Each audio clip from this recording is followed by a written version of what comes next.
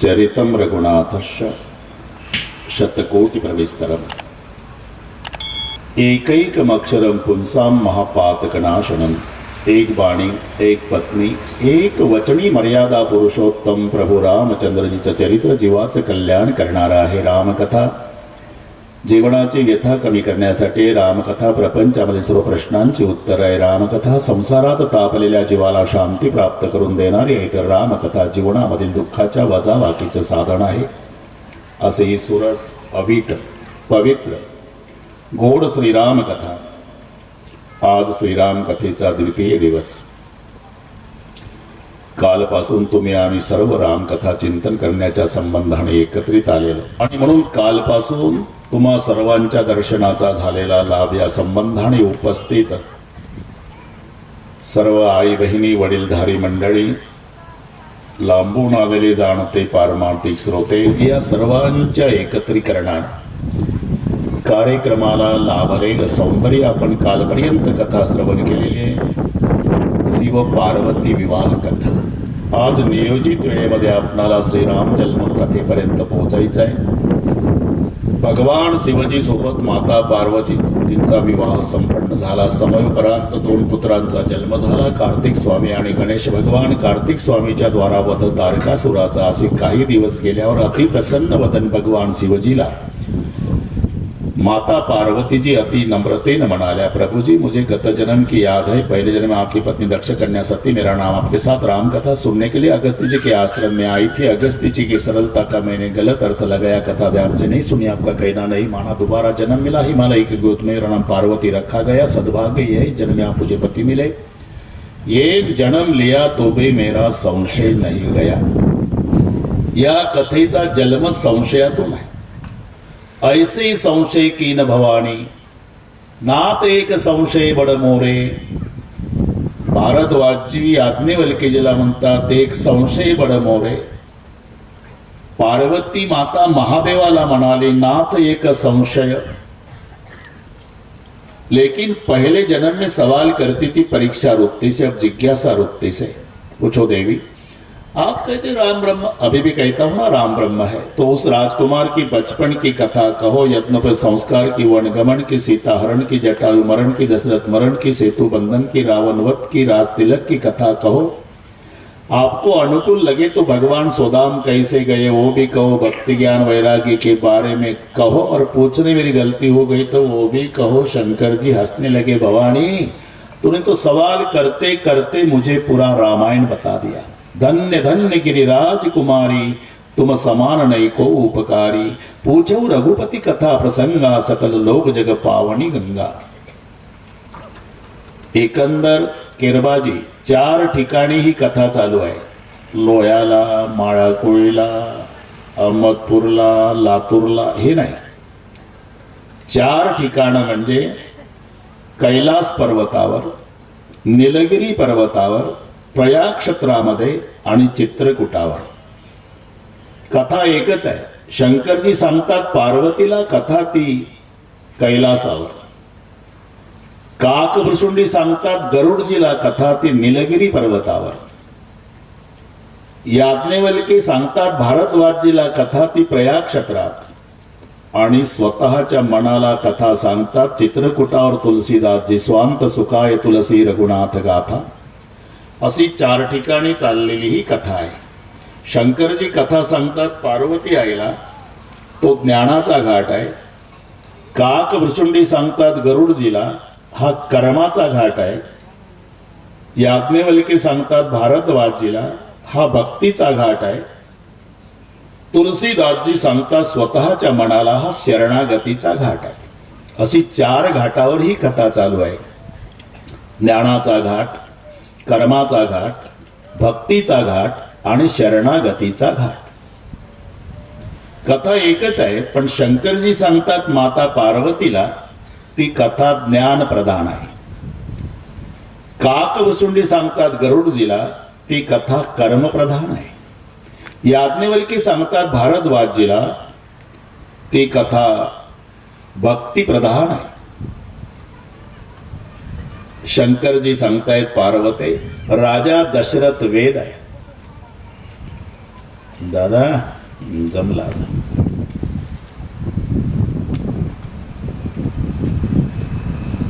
कौशल्य ज्ञान शक्ती आहे, उपासना सुमित्रा आहे आणि कैकई क्रियाशक्ती.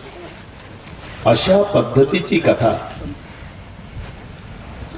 ज्ञान शक्तिश्च कौसल्या सुमित्रा उपासनात्मिका क्रिया शक्तिश्च कैकई वेदो दशरथ नृपः. अशा पद्धतीची कथा शंकरजी सांगतात पार्वतीला. राजा दशरथ वेद आहे, कैकई ही क्रियाशक्ती आहे. क्रियाशक्ती कशाला म्हणतात? जे परमेश्वराकडूनही क्रिया करून घेते तिला म्हणतात क्रियाशक्ती. रामा, तू अवतार घेतलाय ते अयोध्येच्या गादीवर बसण्यासाठी. अरे परित्राणाय साधूनाम विनाशाय चे दुष्कृताम. तुझं पहिलं काम काय आहे? साधूचं रक्षण, दुर्जनाचा नायनाट. जा वनवासात 14 वर्ष, दुर्जनाला मार, साधूचं रक्षण कर, मग येऊन बस राज्यावर. अशी क्रिया करून घेते परमेश्वराकडून, तिला म्हणतात क्रियाशक्तीश्च कैकई. सुमित्रा उपासना आहे, ती स्वतः उपासना करते, नवल नाही. तिची मुलंही उपासना. शत्रुघ्न आणि लक्ष्मण या रामायणात दोन्ही मुलं सुमित्रेची सांगितली. वादात पडू नका, इथलं सांगतो. मग शत्रुघ्नानं केली जन्मभर सेवा भरताची, लक्ष्मणानं केली जन्मभर सेवा रामाची.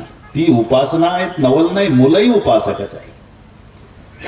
ज्ञान शक्ती मात्र कौशल्य आहे. गीते बाबा 1 मिनिट घेतो.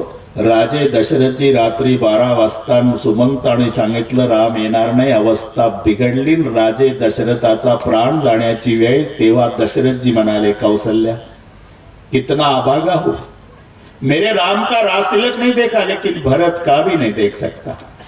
मेरा भरत आएगा, दुम धड़ाके से राज तिलक करना देगी, लेकिन तुम्हारे पैर पड़ने आएगा तो मेरी वर से कहना कि भरत तुम्हारे पिता का आशीर्वाद है, राज्य अखंड रहे. और ये भी संदेश कहना कि भाई भाई में स्टेट के लिए झगड़ा मत करो, मेरे भरत को कहो.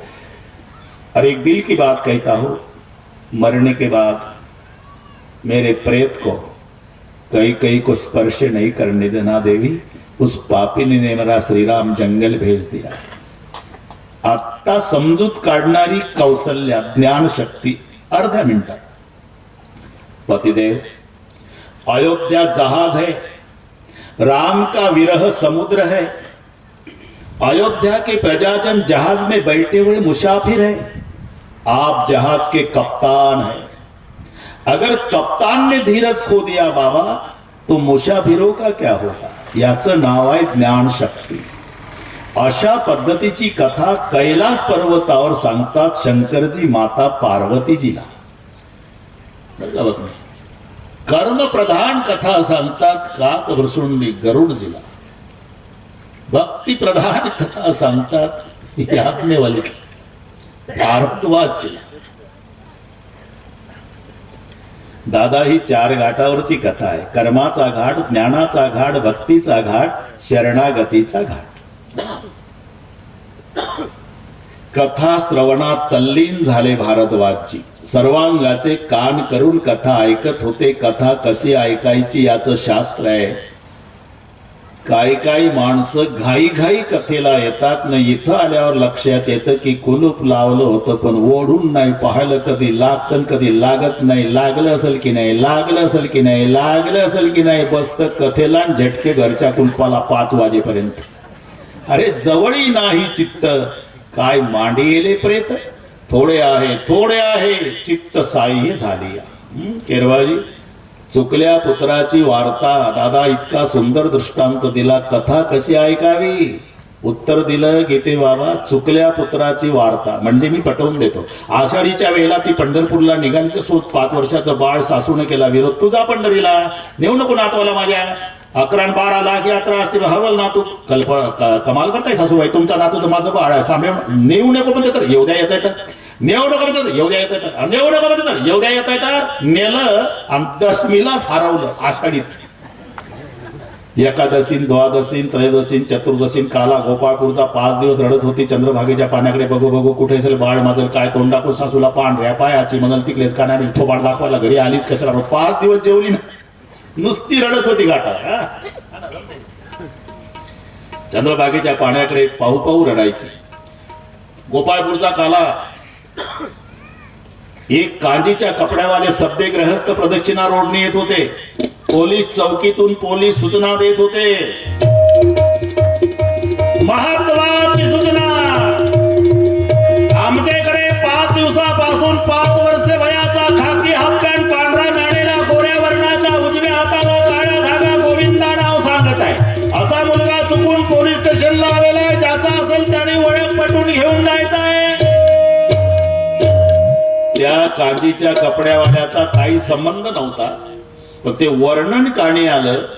पुढे आल्यावर घाटावर मावशी एक रडताना दिसली. तो सहज आला. का रडता मावशी? आता अनोळखी माणसानं 5 दिवसात चौकशी, पहिल्यांदाच हे भेटलं कांजीच्या कपड्यावालं. ती रडू लागली. अहो काय झालं मावशी? काय सांगू भाऊसाहेब, काय तोंड दाखवू सासूला, पांढऱ्या पायाची म्हणून तिकडेच कणाय मेली थोबाडला. मुद्द्याचं बोला. अहो माझा एकुलता एक मुलगा हरवला 5 दिवसापासून. मावशी 5 वर्षाचा आहे का तो? मग तो उभी झाली. अनोळखी माणूस वर्णन करतो. खाकी हाफ पॅन्ट आहे का? पांढरा मॅनेला गोऱ्या वर्णाचा, उजव्या हाताला धागा काळा, गोविंदा नाव आहे का त्याचं? जिचं बाळ हरवलं त्याचं अनोळखी माणूस तंतोतंत वर्णन करतोय केरबाजी. तेव्हा जिचं हरवलं ते माय सर्वांगाचे कान करून लेकराचं वर्णन ऐकते. कथा तशी ऐकायची असते, हे लक्षात ठेवा. याला म्हणतात चुकल्या पुत्राची वार्ता. तेवढे तल्लीन झाले भारद्वाजजी कथेमध्ये. इतके तल्लीन की याज्ञवल्क्याला भीती निर्माण झाली. मध्ये जर भारद्वाज बनाव तर श्रुत्याचं अनावधान होईल. नाईलाज झाला, आवाज दिला. भारद्वाजजी पाहायला तयार नाही. भारद्वाजजी भारद्वाजजी डोळे उघडले. पहिली विनंती केली, याज्ञवल्क्य महाराज 18 तारीख तक बीच में कभी भारद्वाज मत कहो, कथा सुनाते जाओ. आपकी कथा तपे हुए जीवों को शांति का छिड़काव देने वाली है. मी त्यासाठी सावध नाही केले भारद्वाजी तुम्हाला. का तुम्ही विचारलं मला रामकथेच्या बाबतीत, बदल्यात सांगितली शिव कथा. याबाबत तुमचा गैरसमज तर झाला नाही ना? सच कहूं महाराज, मुझे शिव कथा भी बहुत प्यारी लग रही. बस बस बस, अब पता लगाए भारद्वाज, आप राम कथा के यथार्थ अधिकारी श्रोता हो.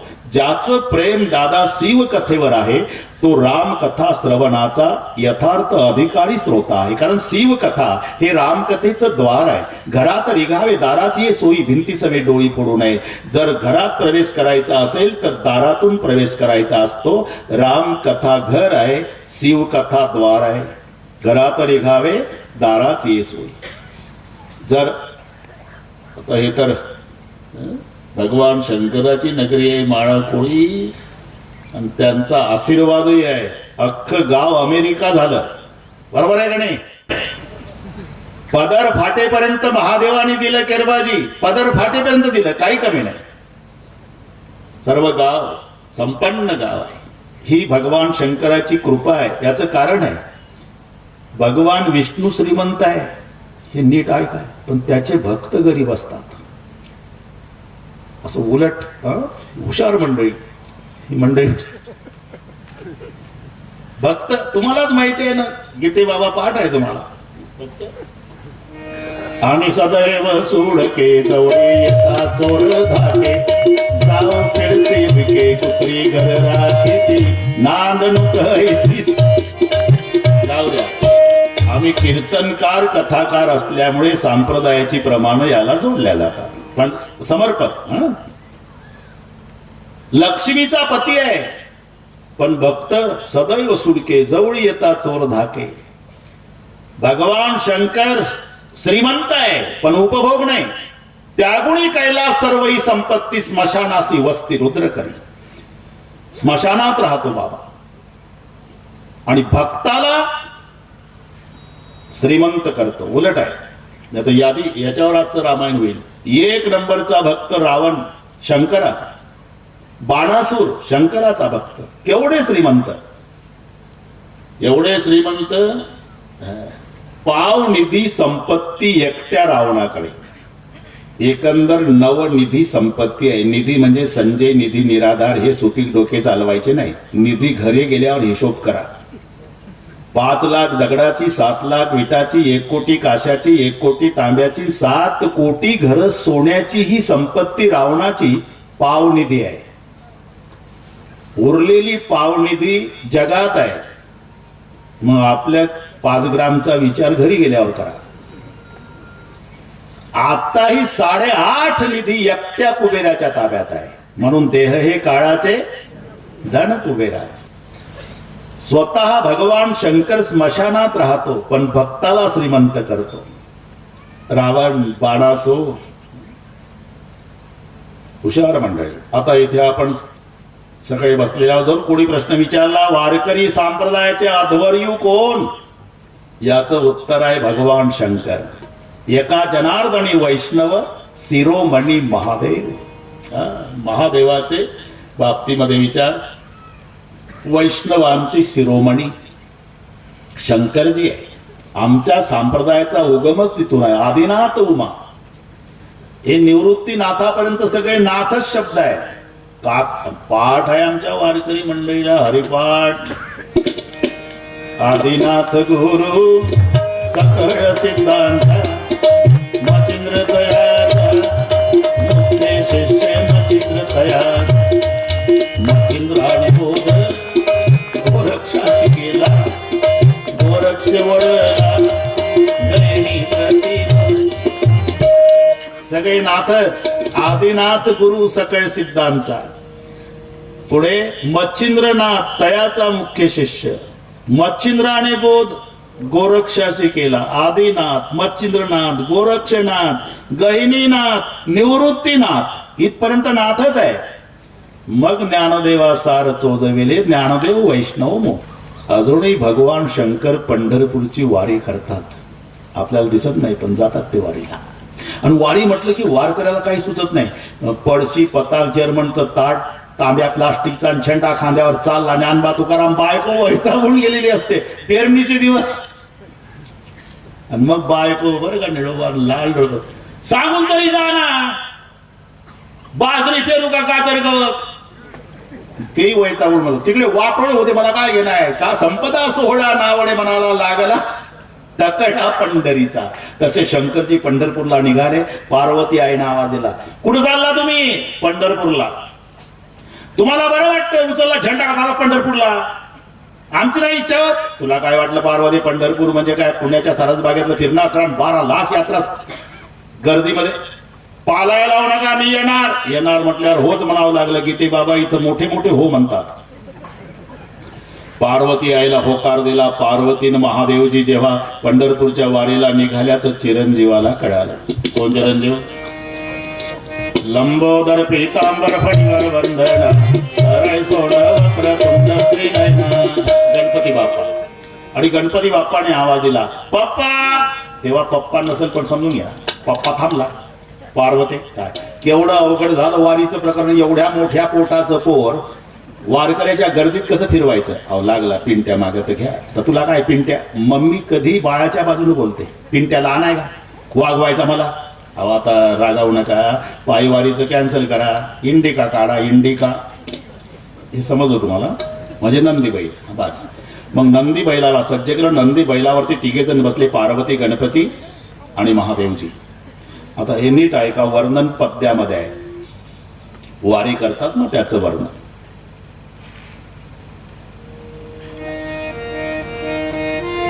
दस चरण जयाला चौपदी चालत आहे. नयन हे अकराजा पंचमुखास पाहे. खचितची नवल वाटे अष्टकर्ण जयाला. पशु जरी म्हणू त्या ते 2 पुच्छ तयाला. 10 चरण जयाला चौपदी चालत आहे. पायांची बेरीज 10.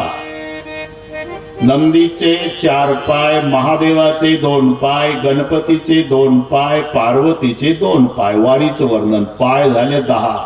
10 चरण जयाला पण चौपदी चालत आहे. चालतय 4 पायाचं 3 बसलेले आहे. नयन हे 11 पंचमुखास पाहे. डोळे 11 आहे.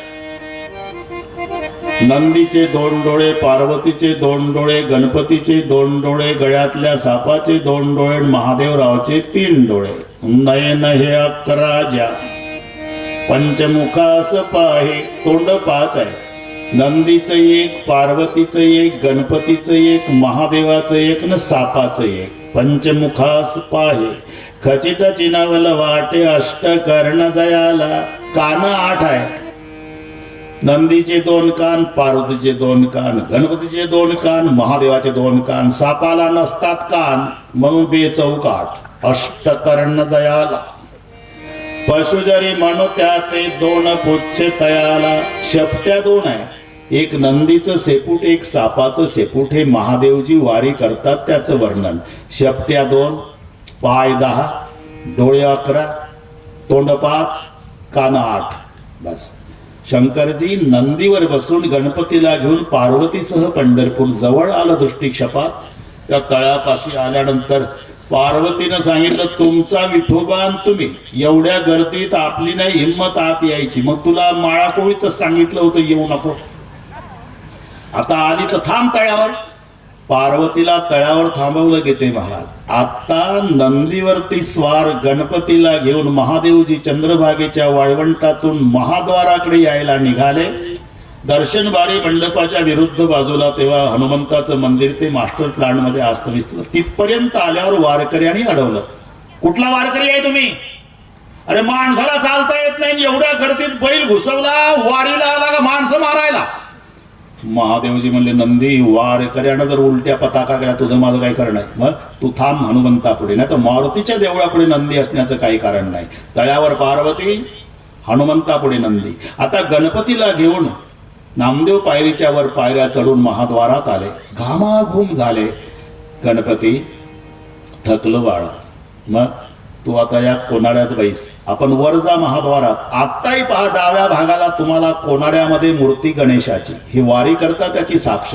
तळ्यावर पार्वती, हनुमंतापुढे नंदी, कोनाड्यात गणपती. आता एकटे शंकरजी रावळात. पांडुरंगानं बघितलं, माझा कैलासपती आला. डोळ्याला धारा लागल्या. महिमा वर्णिता महेशुतेने मस्तकी वंदिला. अजून लिंग प्रतिमा पांडुरंगाच्या डोक्यावर आहे. म्हणून एका जनार्दनी वैष्णव शिरोमणी महादेव. भांडण ही अज्ञानी भक्तात आहे दादा, ज्ञानी भक्तात नाही. आता केवढा वाद, तुझा देव मोठा की माझा देव मोठा. कट्टर शैव आणि कट्टर वैष्णव, बापरे, एकमेकाच्या देवाचं नाव घेत नाही. कट्टर वैष्णवाला जर हरभरे घ्यायचे असले तर धान्याला हात लावून विचारतो, दुकानदार विष्णू भरे, विष्णू भरे काय भाव, पण हरभरे नाही म्हणत, हर शब्द येईल म्हणून.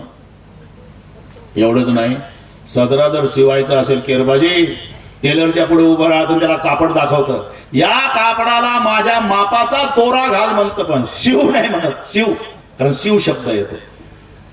गीते बाबा त्यांच्यातच सोयरी जुळली. जुळली कुठली? सैराट बघितल्यावर जुळलं. बस पुढचं कळलं. ती नांदायला आली. मुलगी शैवाची, सून झाली वैष्णवाची. सरळ सांगतो, आडव्या भस्मवाल्याची मुलगी उभ्या चंदनवाल्याच्या घरी आली आणि सकाळी सारवायला लागली. पूर्वी सारवायची पद्धत होती दादा, म्हणून जुने म्हातारी माणसं कधी दवाखान्यात गेले नाही. जास्त पेशंट कशाचे आहे गीते बाबा? काय झालं? किचन मध्ये पडली. काय झालं? पायरीहून घसरली. काय झालं? बाथरूम मध्ये. पूर्वी सारवलेले अंगण होते, सारवलेले घर होते, एकही म्हातारी पडत नव्हती. पूर्वीचा काळ सारव. ते कविता होती, खेड्याचं वर्णन. फुटे क्षितिज तांबडे जोन थोडे, तोच जागे हो तसे सर्व खेळे. तरुण आखाड्याकडे धाव घेती, वृद्ध भूपाळा प्रभूच आळवेती. हा ना, महिलांचंही होतं वर्णन. उठुनी गृहिणी लग बघा अंगणात, सडा संमार्जन करीत राहतात. सडा संमार्जन. आता जर गीते बाबा कवीला कविता लिहायची असली 2023 मध्ये, सडा संमार्जन लिहिल का तो? उठुनी गृहिणी लग बघा अंगणात, ओल्या फडक्याने फरशा पुसतात.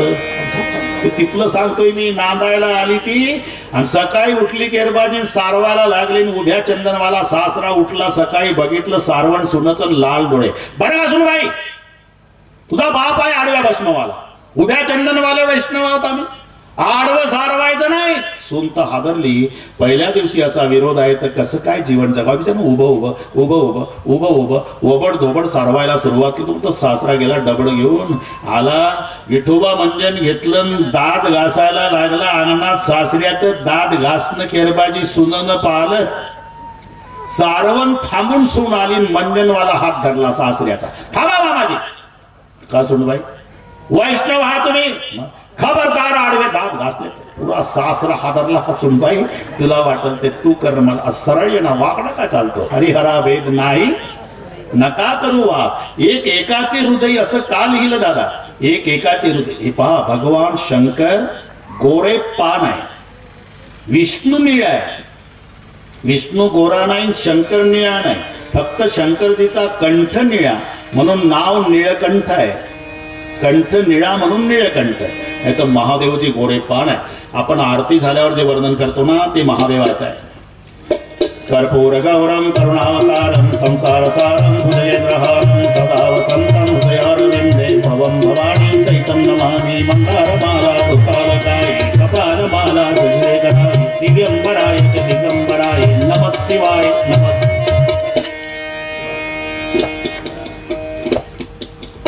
कुंद इंदू समदेह उमारमण करुणा अयन. तुलसीजी म्हणतात कुंद इंदू समदेह म्हणजे मोगऱ्याच्या फुलासारखा पांढरा देह महादेवाचा. विष्णू निळा आहे, पंढरपूरचा निळा. असं का झालं त्याचं कारण आहे, भगवान शंकरानं विष प्राशन केलं. परिणाम विष्णूवर होऊन विष्णू निळा झाला. आणि विष्णू देवानं अमृत प्राशन केलं. याचा परिणाम शंकरजीवर झाला आणि शंकरजी पांढरा झाला. आता घरी गेल्यावर वेळ मिळेल तो अभंग वाचा, त्याच्यात सगळ्या खुलासा आहे. भजन करा रे हरिहरा नारायण शिव शंकरा. माझे बोलणे अवधारा भेद न करा दोघाचा. काय पाहे तिचा दृष्टांत तुम्हा सांगेल सत्य वृत्तांत. नारायण शिवय मृत झाला श्वेत महादेव. उत्तर आहे, नारायणे सेविले अमृत झाला श्वेत महादेव. विष्णूनं अमृत प्राशन केलं तर पांढरा शंकर झाला. शंभूने गिळले हळाहळा त्याने विष्णू झाला निळा. जरा विचार करा, शंकरजी जहर पितो विष्णू निळा होतो. विष्णूजी अमृत पितात तर महादेव पांढरा होतो. म्हणून लिहावं लागलं एक एकाचे हृदय गोडी साखर याच्या. हरिहरा बोले भाई सब संतन की जय. प्रथमय मई कैसी वचरित पूजा मर्म तुम्हार. आप पता लगाए सोच सेवक तुम राम के रहित समस्त धिकार शिवावर रामचंद्र की जय. राम कथा के यथार्थ अधिकारी श्रोता हो. तीच कथा जे शंकरजी माता पार्वती आईला सांगतात, तीच कथा याज्ञवल्के भारद्वाजला कैलास पर्वतावर सुंदर गादीवर विराजमान वटवृक्षाच्या छायेत बसलेले शिवजी, श्रोत्याच्या रूपात माता पार्वतीजी. कथा प्रारंभ करायची असल्यामुळे महादेवजींनी स्वतःचे डोळे बंद केले आणि स्वतःचे डोळे बंद करून पहिल्यांदा बालरूप रामाचं ध्यान करून वंदन करते झाले. बाल रूप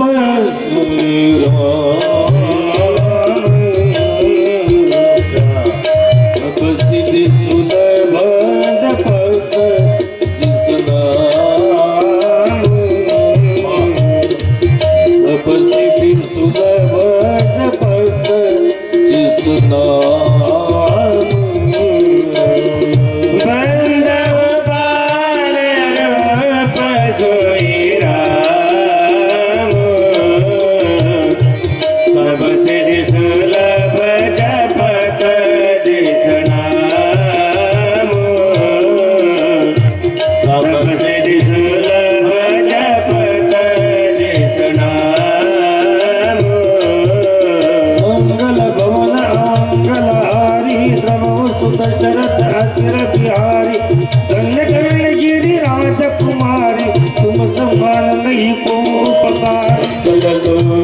जय